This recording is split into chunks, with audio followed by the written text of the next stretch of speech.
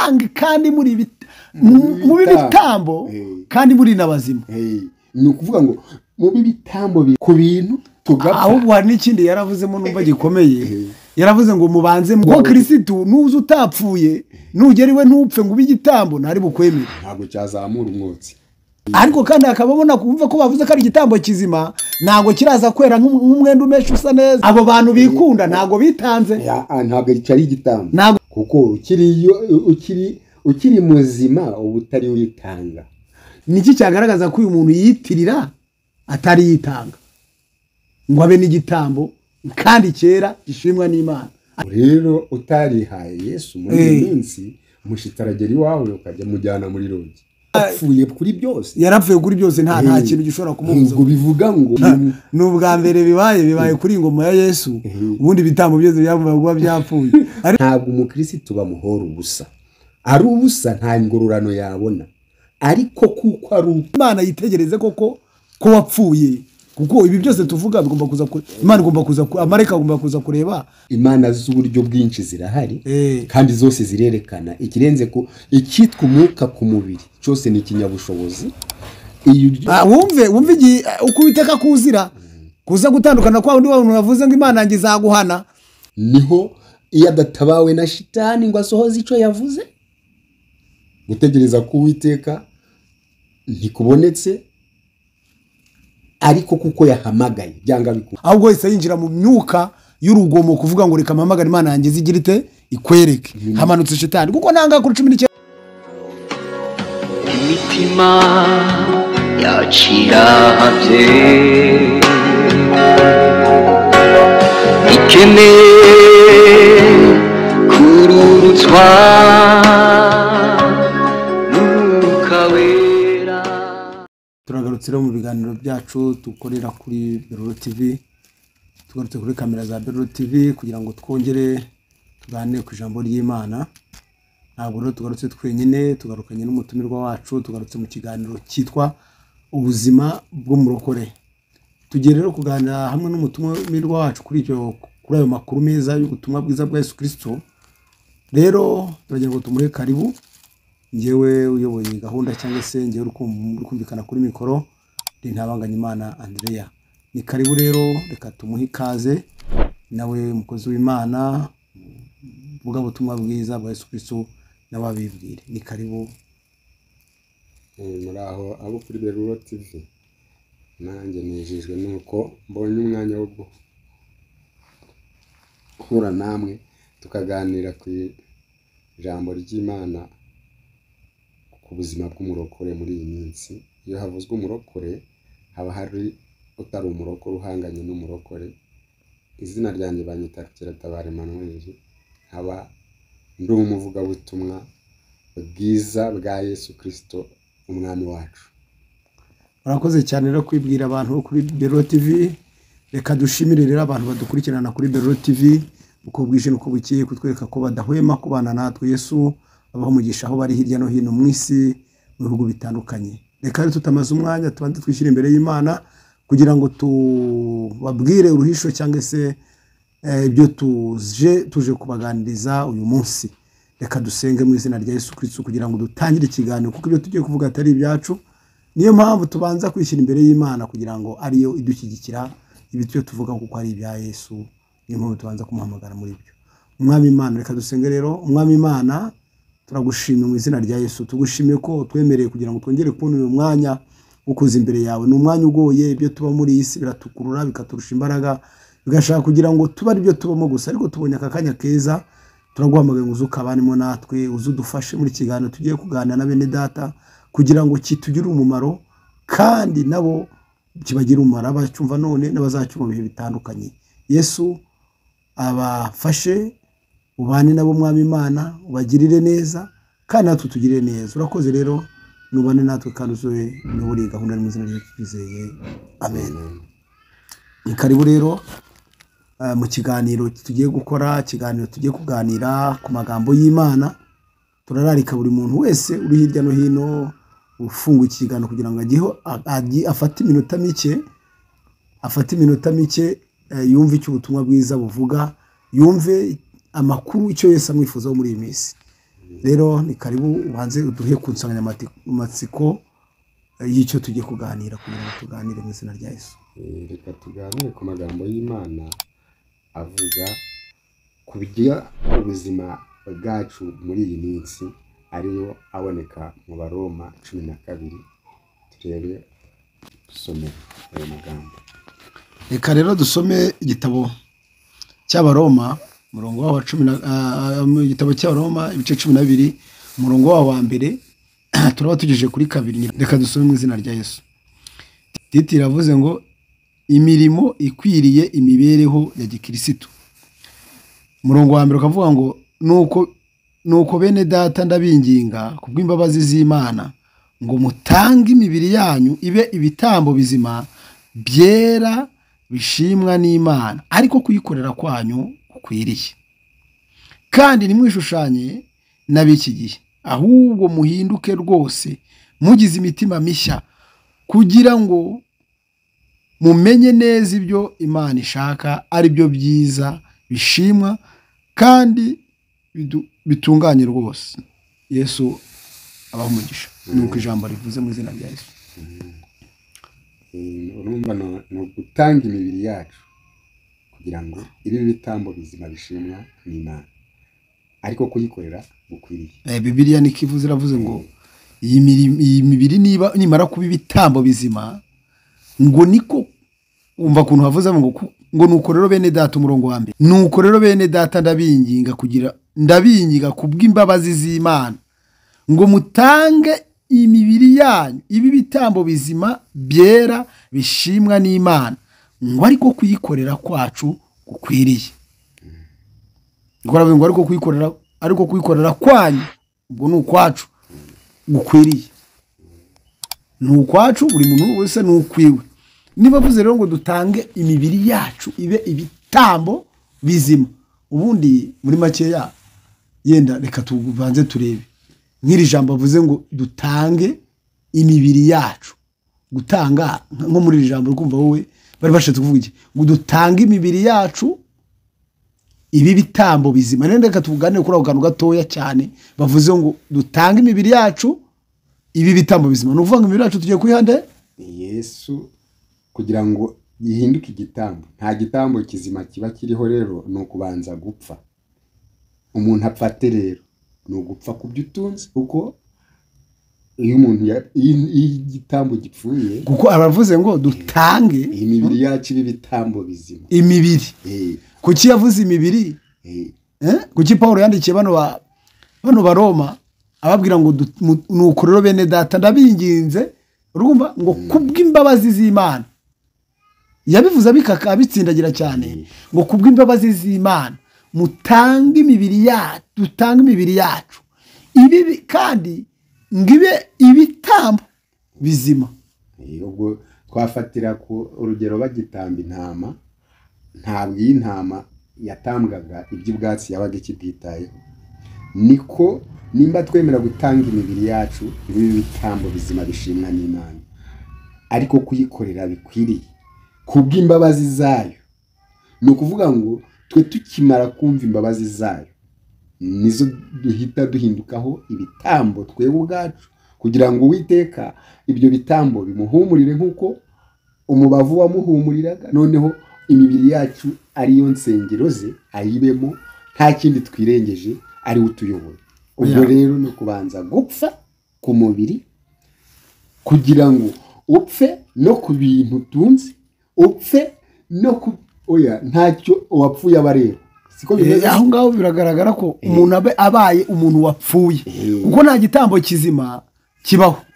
Ariko noneho Paulo waravuga ngo mwitange kandi muri bitambo kandi muri nabazima. Ni ukuvuga ngo mu bitambo bizima ubwo nugupfa noneho kuba ibitambo bizima n'ubuzima bwo duhabwa ko igitambo cyacu cyemewe. Ntabwo ari ukuba turi bazima gusa ngo nibwo igitambo kibaye cyemewe, ahubwo ni ukuba twapfuye ku by'isi noneho tugapfa ku nshuti, ahubwo twe tukagaragara tugapfa ku bintu tugapfa. Ahubwo hari n'ikindi yaravuzemo numva gikomeye yaravuze ngo mubanze mwitange mwihe Kristo. Umuntu wamaze kwitanga nta kindi abasigaranye. Urumva wihaye Kristo ubwawe. None umaze kwiha Kristo baranabaho. None ubwo ugeze kwa Kristo baragutamba. Uhinduka igitambo. Ariko ubwo rero wihaye Kristo wari umwihaye ngo anagutambe. None wowe uritamba. Nuvuga ngo uremera gupfa kubiriho. Urupfu kuko Kristo nuza utapfuye nugeriwe ntupfe ngo ubigitambo ntari bukwemere. Ntabwo cyazamura umwotsi. Kandi hirya itavuga ngo rero noneho rero ngo kuba mwabajye bitambo bizima mugomba kuba kandi munashimwa mwera ngo bibitambo bizima bishimwa. Kugira ngo rero igitambo gishimwe ntabwo kiba kikiri hano kuvuga ngo nimba tugiye gutamba urugero urabona iminsi tugezemo dukunze iby'isi kuruta iby'Imana. Ubwo ntabwo icyo gitambo cyashimwe. None navuga bitari cyashimwe ngo mu bitambo bizima bishimwe byera. None ibyo bitambo ngo biranera. Niko avuze mbere kugira ngo bishimwe bigomba kubanza kwera. Aho kwera rero asizemo akagambo gato ngo ibyo bitambo bigomba kuba byera nyuma yo kwera bigashimwa. Urumva amagambo kunara amagambo akomeye cyane. Ni nayo mpamvu ariko kandi akaba ari n'amagambo y'ubwenge. Ni nayo mpamvu mu gihe tugezemo kugira ngo ube ushobora kugera ku rugo rwego rwo kuba igitambo kandi kwera ni ingeso z'umuntu ntabwo ari ukwera nkako kwera wenda kumwenda ngo umwenda usa neza cyangwa ngo igitoki kireze cyangwa se ngo imyaka ireze. Urumva ngo nukwera hari ijambo wenda kwera abantu bakomeza kuryumva cyangwa dukomeza kurikoresha ukagira ngo nukwera nko kuba gisa neza ari umweru kitafitemo umwanda. None aho ngo niho cyagira ngo twumve abantu hari tuganira ahantu natwe twumve neza kuba ari ukwera ntago ari ukwera nko gusa neza nukwera nko kuba ikintu cyarakuze kikera cyangwa se kwera ko gukiranuka watandukanye n'ikibi n'ikintu cyasaga nabi. Ariko kandi akababona kumva ko bavuze ko ari igitambo kizima ntago kiraza kwera nk'umwenda umesha usa neza ahubwo baravuze kwera kuko ni igitambo kizima kandi kera. Ni ukuvuga ngo hagarutsemo ibintu by'ubwenge kigaragaza imbuto nyine kwera kigaragaza imbuto cyeze nkuko utavuga ngo yenda kugira ngo ubyumve neza uko kwera yagiye kureba ku mutini wa rugi noneho niho washakira uko kwera gukenewe ku muntu kuko niyo yabavuze ngo nimumara kwitanga nk'ibitambo bizima kandi bishimwe bitari byashimwa bigomba kuba byera nibimara kwera bishimwe ariko kuyikorera kwanyu gukwiriye kuko uyu muntu namara kwitanga nk'igitambo Bibiliya nikivuze ubwe namara kwitanga nk'igitambo ubwa mbere aritanga ni ingero zigera kuri 5 bavuze baravuze ngo kandi bene data ngo ndabinginga bene data kumwe babazi z'Imana mwitange icyambere no kwitanga kabiri ukabura ugahita uba igitambo gatatu icyo gitambo kikaba kera kane kigashimwa uko kwa gatanu ngo niko kwikorera kwacu gukwiriye. Ahubwo se birakwiye ko tubyita iby'abandi cyangwa turabyita ni ibyacu turabyita ibyanjye ni ngewe n'uyu nguyu uri kumva uwumva wese niwe bireba ntago bireba undi utabyumvishije birareba umuntu wese uri kugira uti uri kubyumva nkoresheje rivuga birandeba ureba kuri iyi screen wese akoresha iryo jambo birandeba kugira ngo noneho buri wese wumva aya magambo ahita atekereza nanjye ndimo iteka ryose singa yahindura yundi ahubwo abayange ngiye uri kumva ngewe ubireba ngiye uri kubivuga ngiye uri kubyumva bibi byanjye kuko ni ikibazo gikomeye ijambo ry'Imana impamvu rikomeza kugenda riba ingume mu mitima y'abantu nuko iteka ryose umuntu arisoma kumva ko riri kubwira abandi ntiyumve ko ari ingero ibwira kandi Bibiliya iravuga ngo wigisha agabane n'umwigishwa nuvuga ngo ari uri kuvuga ribereyeho kuntunganya rikabereho no gutunganya ururyumva. Yewe rero Paulo aravuze ngo ndabinyiga bene data kubw'imbabazi z'Imana mu bwa mbere mwitange mwihimana nitumara kwihimana noneho duhinduke n'igitambo twebwe ubwacu twitambira ibyaha byacu cyangwa se turabigitambo Imana ishaka gutamba kugira ngo igire abandi kiza. ni niyo mpamvu kandi impamvu tubaye igitambo ni ugutambira ibyaha by'abandi cyangwa ibyaha byawe kuko mbere niko byari bimeze aho kugira ngo utwumva byumve neza cyane kuko dufite umutambyi kandi tukagira n'igitambo noneho iyo tugiye kuri uwo mutambyi kandi ari nawe gitambo natwe agikenera ngo tumugereho turi igitambo kuko ari we mutambyi tugiye kureba noneho we adutambe kugira ngo ese ni gute ubundi mpamvu avuze ngo ko turaza kugeraho twabaye ibitambo n'iki ahangaha niyo mpamvu avuze ngo nimumara kuba ibitambo biraba binera kuko turaba ibitambo bizima nitumara kuba ibitambo bizima kandi ibyo ndaba igitambo kizima nimara kuba igitambo kandi ni na muzima ndanera imbuto ndaba neze kandi ndaba nkiranuka ndaba nta cyaha mfite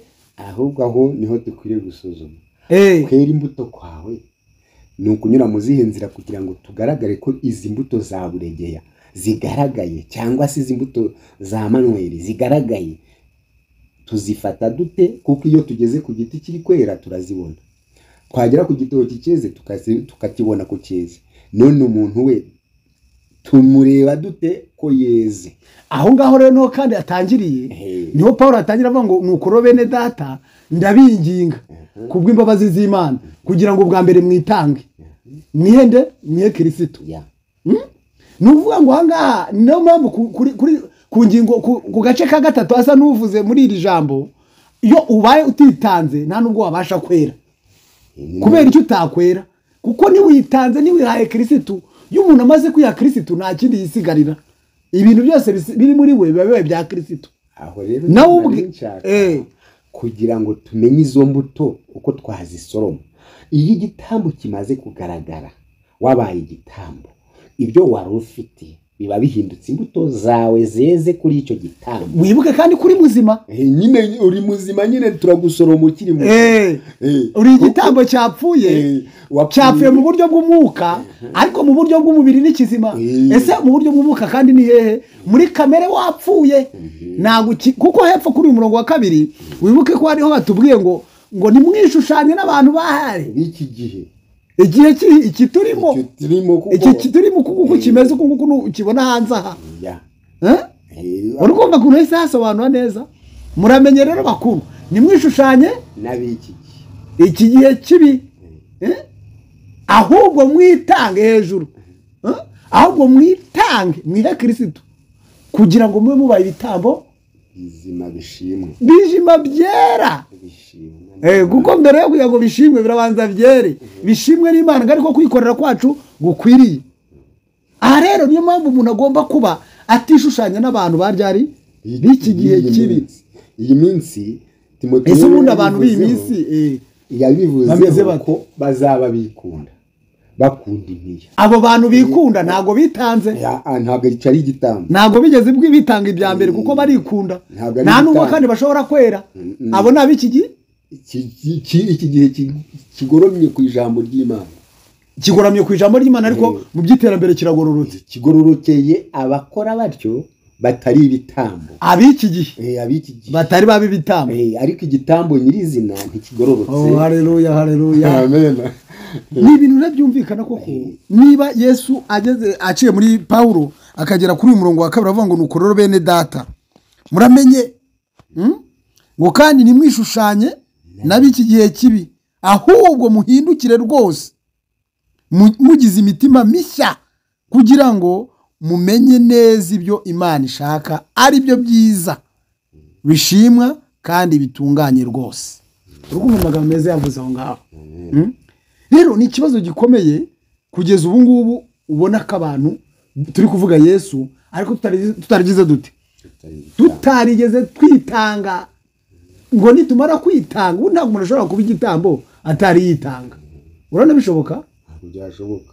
kuko ukiri muzima uba utari witanga noneho niba ukiri muzima umaze kumenya Kristo niwe wiha ese iyo mwihaye niho uhinduka igitambo cyo yemeye ndashaka kugira ngo tubande dusubire inyuma gato kuri aya magambo kugira ngo hari natwe tuyumve neza tuyasobanukirwe cyane kugira n'abandi babashe kuyasobanukirwa uyu muntu ubundi turavuga ngo igitambo ese umuntu ashobora kuba ubundi muri Kristo tubaze tubirebeho na byiza umuntu ashobora kuba muri Kristo ataritanze atari yaba igitambo birashoboka ko yabyitirirwa ariko atarimo noneho turagira ngo rero turebe niba yabyitirirwa atarimo niki cyagaragaza ahangaha yenda tukiri kuri imirongo niki cyagaragaza ko uyu muntu yitirira atari yitanga ngo abe n'igitambo kandi kera gishimwa n'Imana ariko kuyikorera kwe gukwiriye.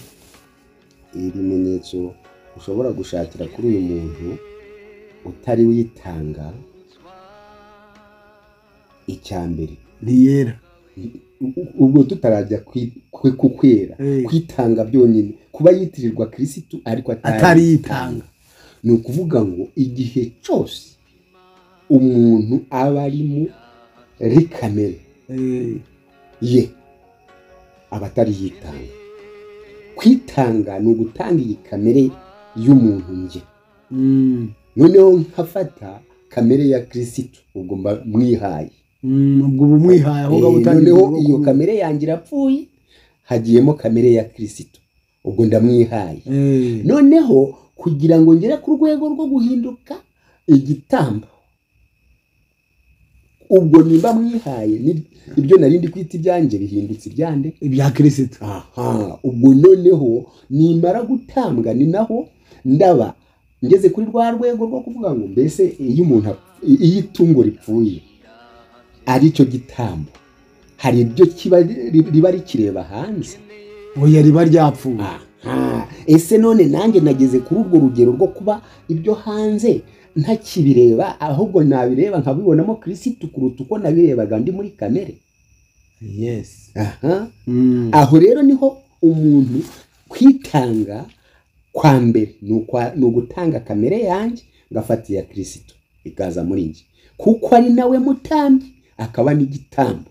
Noneho namara kwinjira muri njye, bya bindi byose byanjye bya kamere nari mfite bihindutse ibya Kristo. Nizo za mbuto muzasoroma mukazibona, kuko ubundi ntimwazibonaga kuko zari za kamere. Icyo ni ukuri. None zihindutse iz'umwuka wa Yesu, kandi ijambo rirabyemera yuko udafite umwuka wa Kristo nawe aba atari uwe. Bivuga rero ngo kuba igitambo ukagera ku rwego rwo kuba igitambo witanze, ni uko kwitanga k'umuntu ari ugutanga kamere yanjye ngafata iya Yesu. Namara gufata iya Yesu nkakomezanya nawe, nibyo nari ntunze bigahinduka ibye. Icyo kirumvikanye kuko niyo mpamvu we agaragaje umuntu umaze gukomera. Pawulo ageze ari ku murongo wa 13 niwe yahise avuga agaragaza umuntu umaze gukomera, uwo ari ibyo agomba gukora, umuntu witanze koko.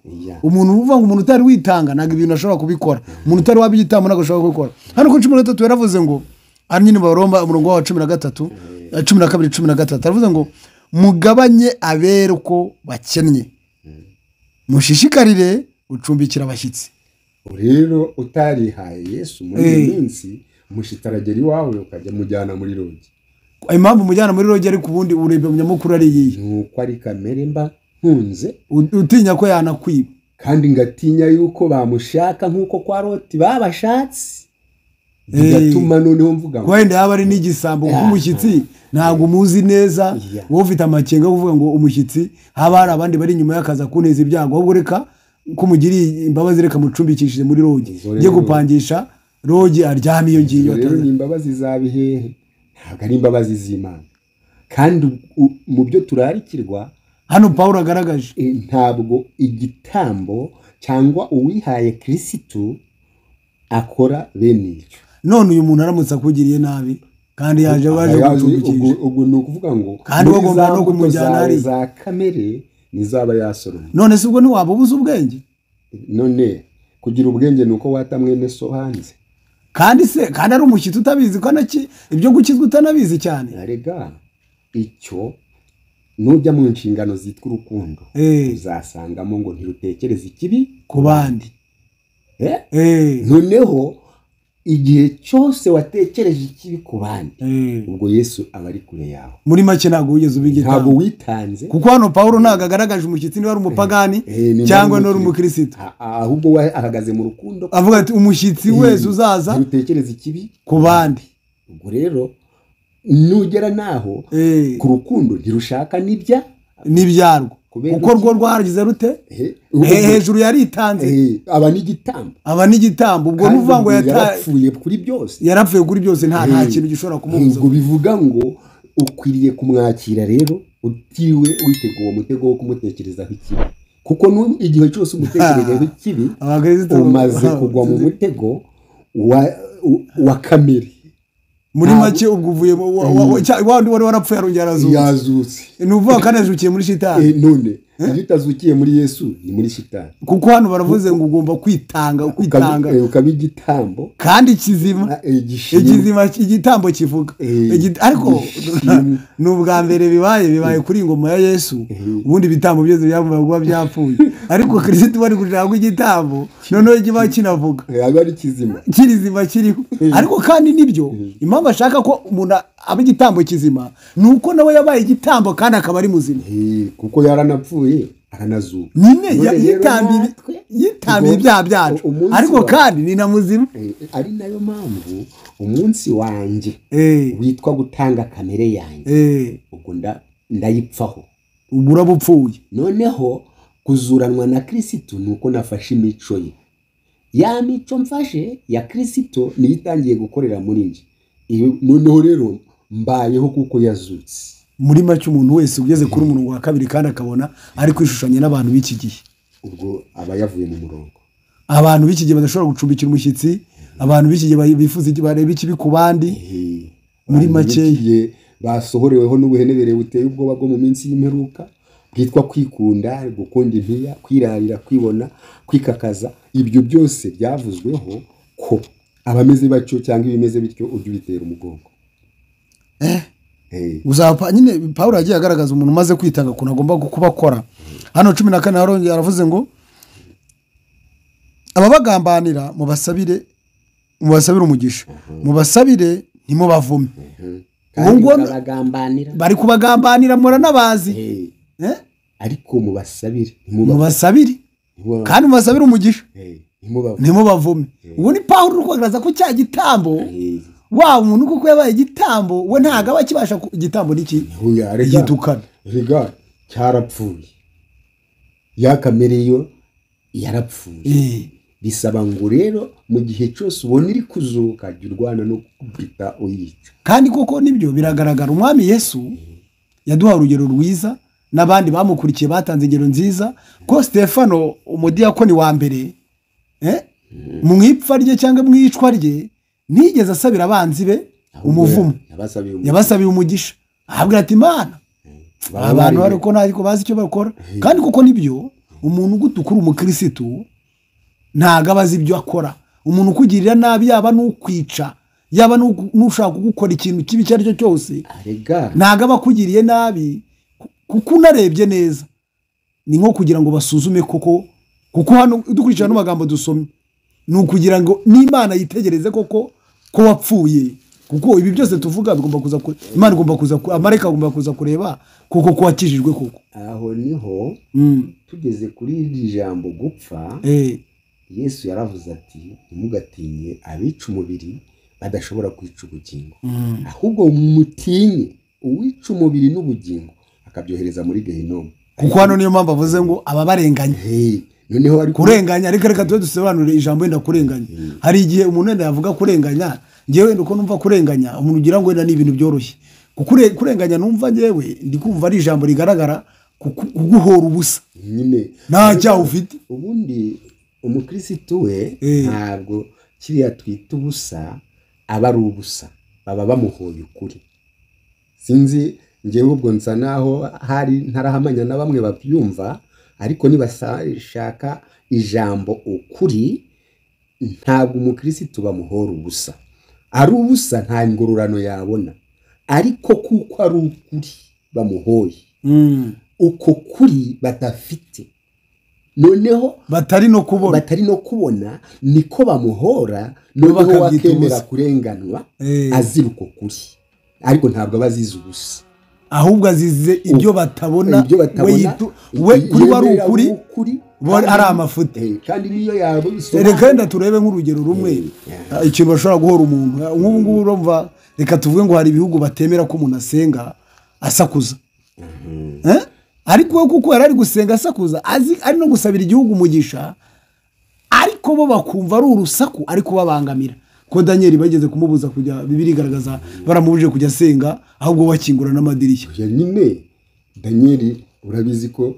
byamushirishije mu rwobo rw'intare none se ntago bamuzizaga ubusa yarazize ukuri bo batemera nk'ukuri kuko iyo kutaba ari ukuri nta ngororano n'uyu munsi ntituba tumuvuga ikindi n'abari abahungu ba nyine Daniel n'abagenzi be nanone ibyo babazanga banze kubama urebye bavuga ngo rero bajijira ubusa ariko si ubusa kuko Imana ijambo ryayo ryemeza ngo ntugapfukamira ikindi cyose uretse Imana yonyine rero uko kuri kutamenywe na bose abatarakumenye barenganya abari mu abakuzi babita ko baba bari kuyobya abandi aho rero niho dukwiriye gusobanura noneho ariko nano tugarutse none gatoya nda nubwo twabijyanye mu mwuka cyane tukava ibyo mu mwuka cyane hari n'ibindi bigara ushobora kukurenganya aguhura ubusa bivuga ngo kuba ngo abarenganya kukureka tuve ntago n'ubundi ari ubusa aba barenganya nuvuga ngo kurenganya ni ukuvanga guhoya icyo atarakwiye kuguhura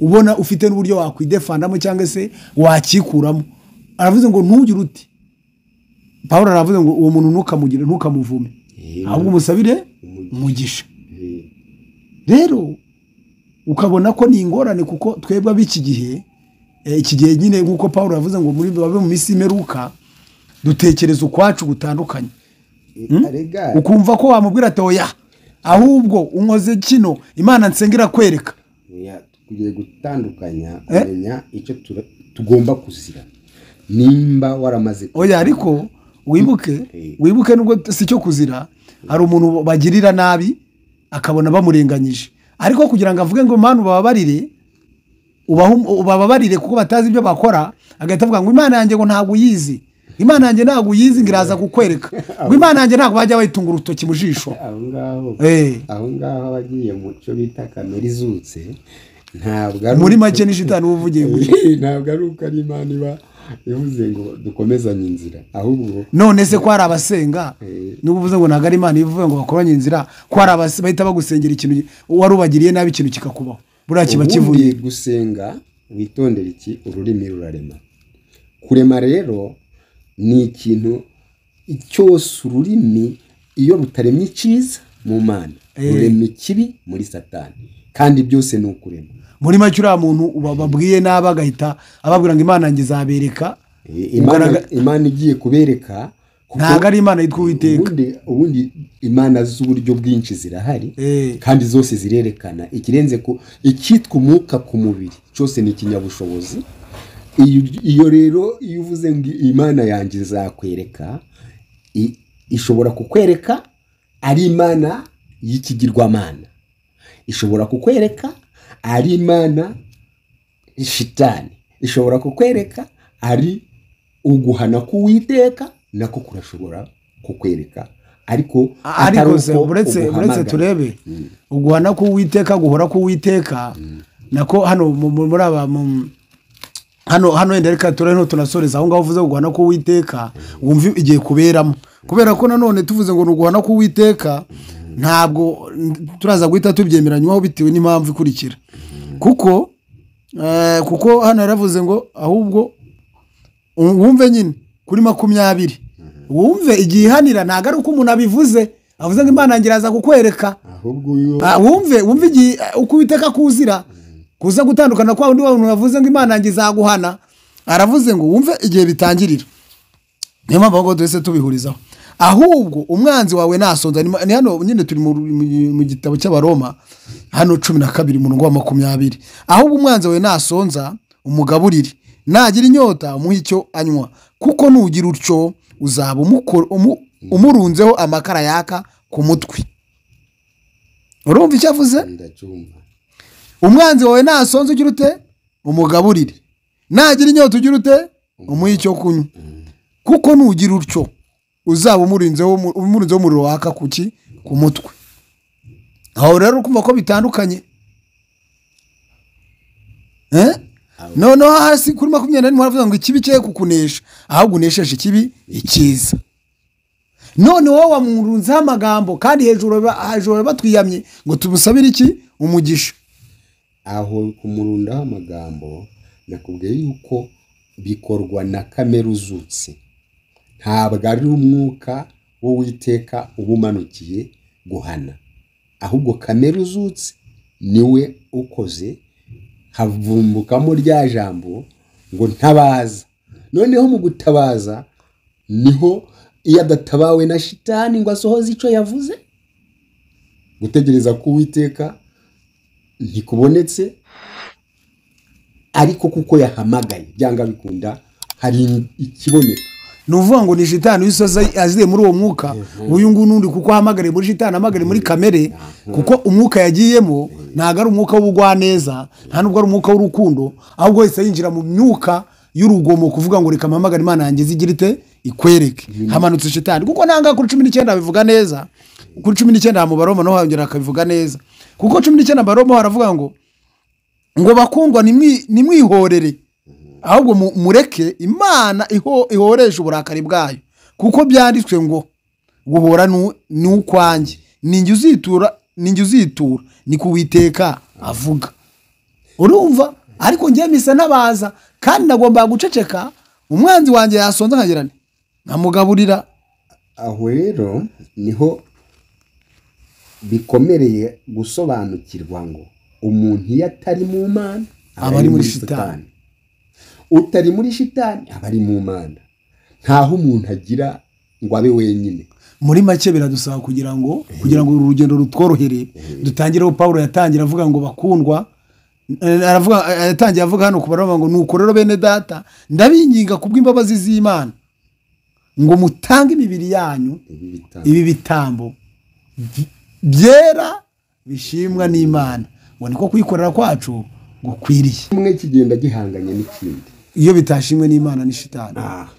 Muri make rero ahangaha ndikumva twagira ku musozo w'ikiganiro, ahubwo watanga inama ku bantu badukurikiye, kugira ngo ubutange inama ukurikije uko usomye iri jambo, kuje nuko uryumva, kugira ngo dusoze cyo kubiza kuba kirekire, ko si byiza ko twadutambutse ibiganiro birebire cyane. Ni ukuvuga ngo inama iyo nakwigira niyo nagira na bagenzi banjye. Mugire wa mutima wari muri Kristo Yesu. Imitima yacirahabye